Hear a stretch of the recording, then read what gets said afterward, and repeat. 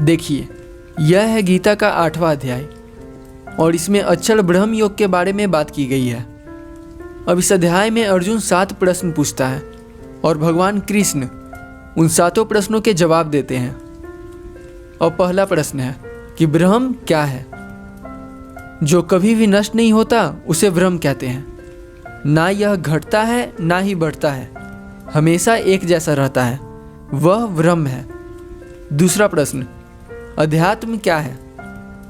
किसी भी व्यक्ति के द्वारा स्वयं को जानने की कोशिश करना अध्यात्म है। तीसरा प्रश्न अर्जुन करता है, कर्म क्या है।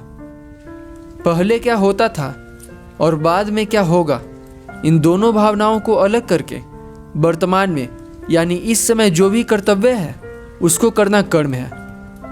चौथा प्रश्न, अधिभूत क्या है। जितनी भी चीजें जो तू देखता है, जो पैदा होती हैं और नष्ट हो जाती हैं, वह सब अधिभूत हैं। पांचवा प्रश्न अर्जुन करता है, अधिदेव क्या है। जितनी भी चीजें तू देखता है उन सभी चीजों का प्राण तत्व अधिदेव है, यानी अर्जुन मैं अधिदेव हूं। छठा प्रश्न अर्जुन करता है, अधियज्ञ क्या होता है। भगवान कहते हैं कि संपूर्ण ब्रह्मांड में जितनी भी चीजें होती हैं, जितनी भी क्रियाएं होती हैं, वह सभी चीजें सभी क्रियाएं मैं करता हूं और यज्ञ करने की भावना से करता हूं, यानी इनसे मैं लाभ या हानि किसी भी चीज की कोई अपेक्षा नहीं करता। यह भावना के साथ जो भी करता हूं वो अधियज्ञ है। सातवां और आखिरी सवाल जो अर्जुन का है वह यह कि मृत्यु के समय चित्त को कैसे स्थिर किया जाए। अब यहाँ पर भगवान अर्जुन को समझाते हैं कि मरते समय जिस व्यक्ति की जैसी भावना होती है उसे वही भाव प्राप्त होता है, और अंतिम भावना जो होती है किसी भी व्यक्ति की यह वही भावना होती है जो जीवन भर उसने जैसी भावना रखी है वही उसकी अंतिम भावना भी होती है, और वही उसी भावना के हिसाब से उसे वही वाला भाव प्राप्त होता है। अब इस चीज को जरा सा समझ लीजिए। देखिए, अगर किसी व्यक्ति की जीवन भर बुरी भावनाएं रही हो तो उसे एक बुरी योनि मिलेगी, और अगर कोई व्यक्ति जिसकी अच्छी भावनाएं रही हो, जीवन भर जिसने अच्छे कर्म किए हो, शुभ कर्म किए हो, उसको अच्छी योनि मिलेगी।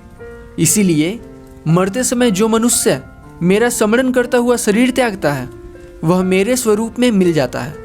पर क्योंकि मरते समय भी इंसान की भावनाएं वही होती हैं जो जीवन भर उसकी भावनाएं रही हो, इसीलिए हे अर्जुन, हर समय मेरा स्मरण कर और युद्ध भी कर।